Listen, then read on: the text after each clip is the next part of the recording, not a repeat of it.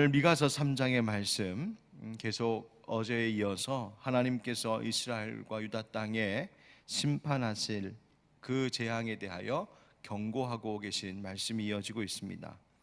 특별히 오늘 본문의 마지막 절이 되는 12절 말씀엔 이러므로 너희로 말미암아 시온은 갈아엎은 밭이 되고 예루살렘은 무더기가 되고 성전에 사는 수풀의 높은 곳이 되리라 말씀하십니다. 즉 예루살렘에 대한 심판의 말씀입니다. 예루살렘 성에는 하나님의 거룩한 성전이 있고 그것은 하나님께서 임재하시는 거룩한 성이었습니다. 정치적으로, 사회적으로, 종교적으로 그 나라의 중심이 되고 있는 이 성이 왜 이와 같은 재앙 가운데 있게 되었을까? 바로 오늘의 말씀은 이 예루살렘이 시온성이 말한 것과 같이 그 이스라엘 땅의 지도자들의 악행에 대하여 책망하시는 말씀이요, 그 지도자들의 죄악으로 인하여 하나님이 재앙을 내려 심판하실 것을 경고하시는 말씀입니다. 오늘 말씀을 우리 함께 나눌 때에 우리 가운데 있는 모든 지도자들, 아니 우리의 가정에서 부모된 자들, 또 교회의 목회자들, 하나님께서 각각의 자리에서 리더로 세우신 자들이 어떠한 모습으로 우리의 신앙을 바르게 지키며 새롭게 해야 될지 함께 깨닫고 더 나아지는 이 새벽이 되기를 주님 이름으로 축복합니다. 먼저 이 지도자들, 특별히 1절부터 4절은 정치 지도자들, 즉 통치자들에 대한 그들의 악행을 책망하시고 심판을 경고하시는데요. 1절에 2절, 1절부터 말씀을 보면 내가 또 이르노니 야곱의 우두머리들과 이스라엘 족속의 통치자들아 들으라, 정의를 아는 것이 너희의 본분이 아니냐 책망하십니다. 즉 정치 지도자들, 정치 리더들의 당시의 첫 번째 죄는 무엇이냐면 직무유기죄입니다. 즉 본분이 아니냐라고 말씀하시는 것은 너희가 본분을 버렸다라는 것이죠. 그들의 본분이란 하나님의 뜻을 알아 정의를 바르게 알고 정의를 실천하는 것에 있었습니다. 그런데 그 의로운 길을 가지 않는, 즉 본분을 저버린 죄, 이것이 바로 직무유기죄에 해당된다, 지금 고발하고 있는 겁니다. 두 번째는 그 지도자들이 어떤 죄를 지었냐면 탈법, 불법을 행하는 죄를 저질렀습니다. 2절에 보면 너희가 선을 미워하고 악을 기뻐하여 내 백성의 가죽을 벗기고 그 뼈에서 살을 뜯어라고 하는 말이 있죠. 선을 미워하고 악을 기뻐한다, 이것은 하나님께서 정하신 법과는 반대되는 것입니다. 하나님이 정하신 법은 선을 기뻐하고 악을 미워하는 것이죠. 그런데 하나님이 정하신 법을 지키지 않는, 즉 준법 정신을 잃어버리고 선행의 본을 보이지 않은 그 탈법, 불법의 죄를 저질렀습니다. 하나님의 법을 어겼다는 거예요. 이것이 그 정치 지도자들의 두 번째 죄목입니다. 세 번째 죄목은 뭐냐면 직권남용입니다. 3절 말씀에 그들의 살을 먹으며 그 가죽을 벗기며 그 뼈를 꺾어 다지기를 냄비와 솥 가운데에 담을 고기처럼 하는도다. 하나님께서 지도자들에게 힘을 주신 것은 그 힘으로 맡겨진 백성들을 잘 돌보고 보호하라고 주신 힘인데, 이들은 오히려 자기들에게 있는 힘을 이용하여 약한 백성들의 것을 빼앗는 그 권한을, 그들의 권세를 남용하는 악한 일을 행했습니다. 바로 이와 같이 직무유기하고 탈법하고 직권을 남용하는 이 죄악이 정치 지도자들의 죄이고 그것으로 인하여서 하나님이 심판하시겠다고 말씀하십니다. 어떻게 해요? 4절 말씀해 보세요. 그때 그들이 여호와께 부르짖을지라도 응답하지 아니하시고 그들의 행위가 악했던 만큼 그들 앞에 얼굴을 가리시리라. 아멘. 즉 정치 지도자들이 자신들의 본분을 저버리고 악한 길을 감으로 인하여 그 이유 때문에 심판날에 아무리 저들이 하나님께 부르짖으며 그 은혜 베풀어 주시기를 호소할지라도 하나님이 절대 응답하지 않으시겠다, 얼굴 가리겠다, 즉 은혜를 가려버리겠다, 하나님 말씀하시는 겁니다. 바로 이것이 오늘 본문이 당시의 정치 지도자들의 악행을 책망하는 말씀입니다. 그 다음 5절부터 8절에 보면 이번에는 종교 지도자들, 곧 선지자들의 악행을 책망하시고 그들에 대한 심판을 경고하시는 말씀인데요. 5절 말씀 보십시오. 5절에 내 백성을 유혹하는 선지자들은 이에 물 것이 있으면 평강을 외치나. 여러분, 이에 물 것이라는 것이 뭘까요? 먹을 것, 먹을 것. 고기를 뜯어 먹고 하는 그 먹을 것. 입에 먹을 것이 있으면 평강을 외치나 그 입에 무엇을 채워주지 아니하는 자에게는 전쟁을 준비하는도다. 이런 선지자에 대하여 여호와께서 이르시되, 이렇게 말씀하시는 거예요. 즉 백성들의 종교 지도자, 영적인 지도자, 그들의 신앙을 잘 이끌어가야 할 그 사명을 받은 이 선지자들이 하나님의 말씀을 받은 그대로 전하고 가르쳐야 하는데, 백성을 유혹하는 타락한 선지자들은 방금 말씀처럼 먹을 것 입에 넣어주고 자기들의 배를 부르게 해주면, 즉 뭘 좀 쥐어주면 평강을 말하고 축복을 전해주지만 그들의 입을 채워주지 않고 배를 채워주지 않으면 그것을 싫어하고 전쟁, 싸우자고 달려든다는 거예요. 여러분 생각해 보십시오. 이런 선지자들, 이런 영적 지도자들이라면 그들의 하나님은 누구일까요? 말씀을 주시는 여호와께서 그들의 하나님이 되고 계신 것이 아니라 세상 물질, 돈, 그들의 입과 배가 자기들의 신이 되고 있는 것입니다. 그래서 이렇게 영적인 지도자가 물질의 눈이 어두워지면 어떤 일이 벌어지는지에 대해서도 경고하시는데요. 첫 번째는 하나님의 뜻을 알 수 없게 된다고 하십니다. 즉 영적으로 무지해진다는 거예요. 6절 말씀 보세요. 그러므로 너희가 밤을 만나리니 이상을 보지 못할 것이요 어둠을 만나리니 점치지 못하리라 하셨나니 이 선지자 위에는 해가 져서 낮이 캄캄할 것이라. 아멘.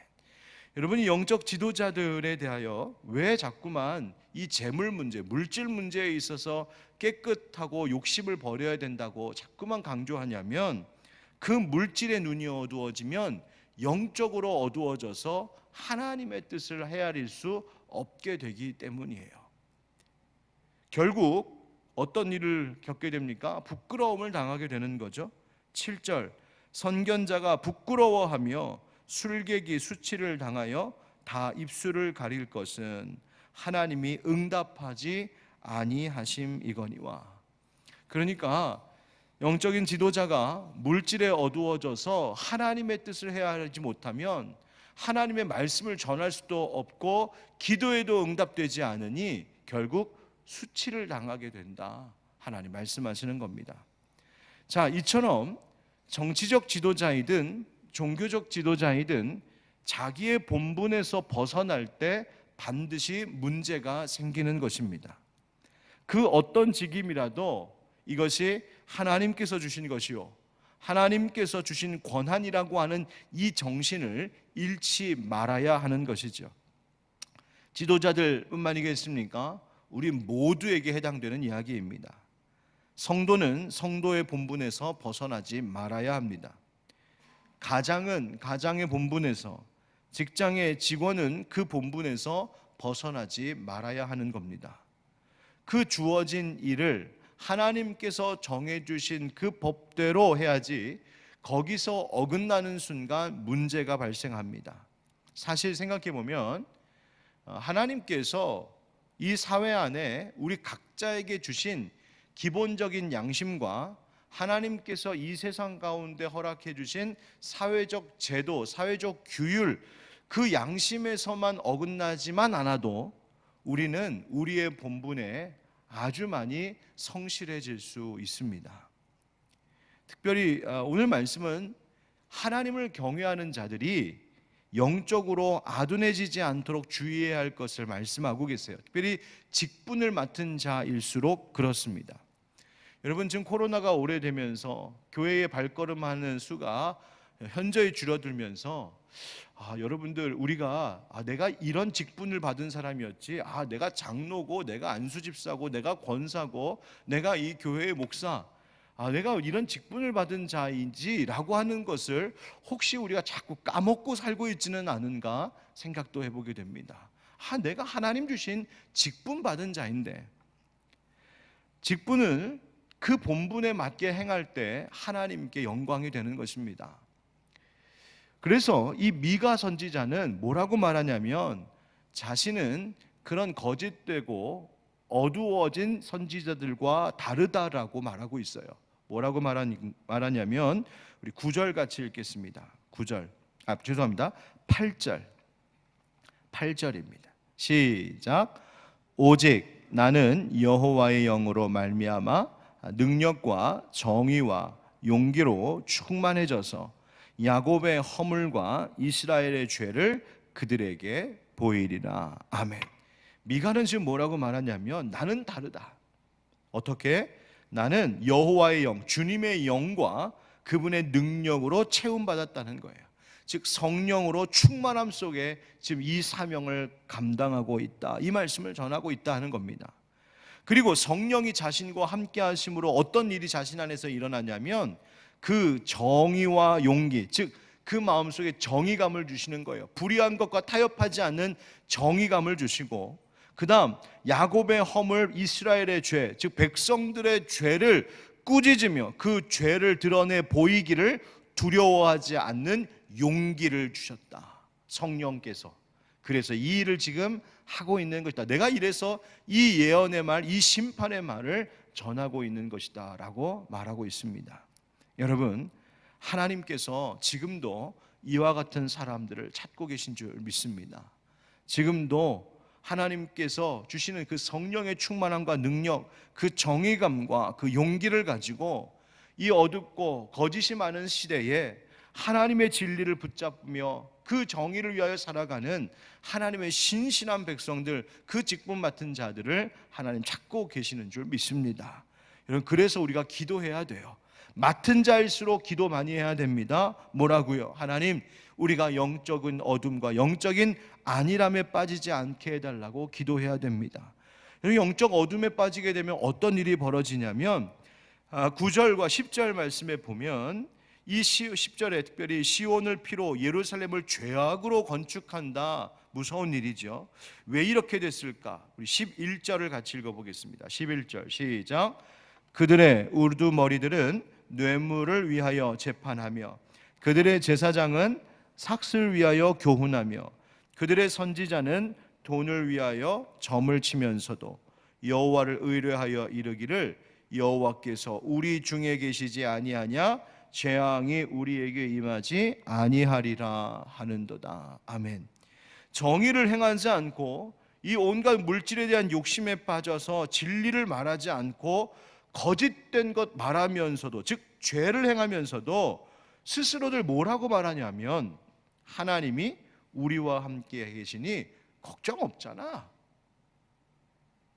재앙이 절대로 우리에게 임하지 않을 거야, 여유만만하고 영적으로 안일해져 있는 거죠. 즉 죄에 대하여서 영적인 무감각에 빠져 있는 거예요.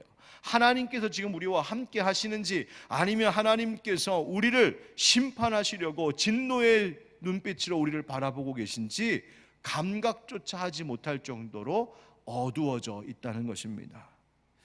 사랑하는 성도 여러분, 우리가 어떤 성도들 되어야 될까요? 또 어떤 영적인 지도자들이 되어야 할까요? 또 여러분은 교회 안에, 또 이 사회 안에 어떤 지도자들이 세워져야 된다고 생각하십니까? 오늘 성경은 먼저 사사로운 이익과 이 재물에 눈먼 자가 되지 말아야 한다고 말씀하십니다. 즉 탐욕 버린 자이어야 합니다. 그리고 두 번째는 진리의 말씀 지키는 자여야 한다. 즉 진리의 말씀을 왜곡하지 않도록 영적인 분별력을 갖추어야 한다. 영적인 해안이 있어야 한다. 그 영적인 민감함을 가진 자들이 세워져야 한다고 말씀하시는 겁니다. 세 번째, 성령의 충만함과 그 정의감과 용기를 가지고 거짓과 싸우고 죄는 폭로하고 진리를 붙잡는 그런 지도자들이어야 된다 말씀하시죠. 이 모든 일이 다 성령의 충만함으로 되는 것입니다. 우리 사랑하는 성도 여러분, 기도의 동역자 여러분, 부탁드립니다. 앞에 있는 목사 위에서 기도해 주십시오. 오늘 말씀처럼 앞에 있는 목사가 또 우리 교회 안에 있는 모든 교역자들, 목회자들이 세상의 물질과 탐욕에 빠져 살지 아니하도록, 또 영적인 분별력을 잃어버리지 않도록, 또 본분을 저버린 일을 행하지 않도록 여러분 목사들과 이 교회의 지도자들을 위해서 기도해 주시기를 부탁드립니다. 또 여러분 모두도 가정에서 그와 같은 영적인 지도자들이 되셔야 합니다. 더 나아가 지금 한참 이 나라의 다음 대권을 누가 이어갈 것인가 때문에 여와 야가 자기들 안에서도 계속 싸우고 있고 계속 대립하고 갈등하는 일들이 이뤄지고 있고, 아마 이 대권을 위한 경쟁과 이 치열한 뉴스들이 내년 봄까지 계속 이어질 텐데, 하나님 이 나라 지도자들, 또 이 나라 이 교회의 지도자들이 성령으로 인하여 지혜와 능력과 용기가 가득하고 무엇보다도 정의와 진리를 저버리지 않는 바른 지도자들이 세워질 수 있도록 우리 믿는 자들이 기도해야 될 줄 믿습니다. 바로 그런 나라, 그런 교회, 그런 가정 세워가는 우리 모두가 되기를 주 예수 그리스도의 이름으로 축원드립니다. 아멘.